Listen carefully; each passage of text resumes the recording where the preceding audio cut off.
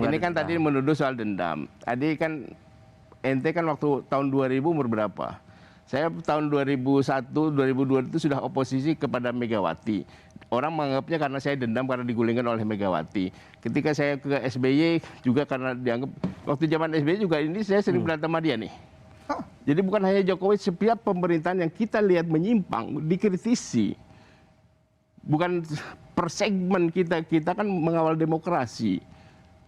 Dan ini penting juga dilakukan oleh warga negara. Jadi nggak ada dendam. Itu saya alami juga, Mbak. Kalau itu saya kira tidak ada bantahan apapun.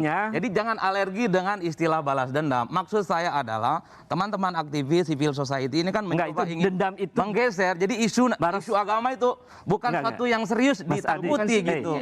Dendam isu korupsi loh. Dendam itu kan sebenarnya ingin disampaikan kan. Dendam itu bukan diksi soal negatif. kadrun-kadrun lagi, tapi ini masalah korupsi kok. Dendam itu adalah diksi negatif. Tapi apa yang kami lakukan adalah sesuatu yang berharga bagi kepentingan bangsa di masa depan. Karena isu yang kami angkat adalah isu korupsi. Ya, kalau soal kritik, silakan bisa di-track. Saya sejak zaman Orde Baru untuk memperbaiki bangsa dan seterusnya itu kita kritik. Dan masa depan Indonesia, gunakan dengan cara atau logika yang benar.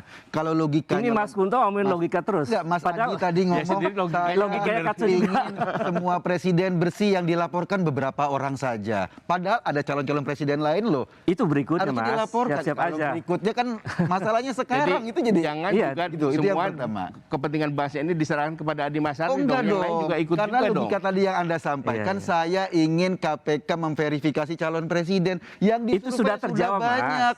Anda nggak melaporkan Pak kriterianya. Prabowo, kan itu calon presiden loh, tinggi surveinya. Nggak melaporkan Sandiaga Uno, surveinya tinggi. Ada banyak ini lagi. nggak menangkap kriteria beliau. Gitu loh. Logikanya nggak jalan.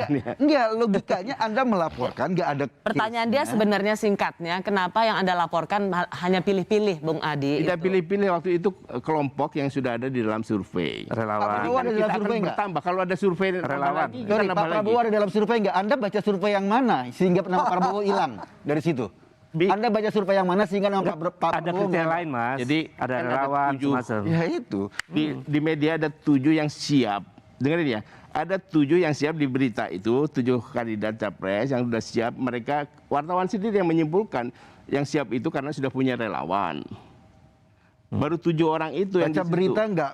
Sekjen Gerindra itu menyatakan bahwa akan mencalonkan Pak Prabowo. Baca sudah ada berita. relawannya enggak? Ya itu ketua partai loh.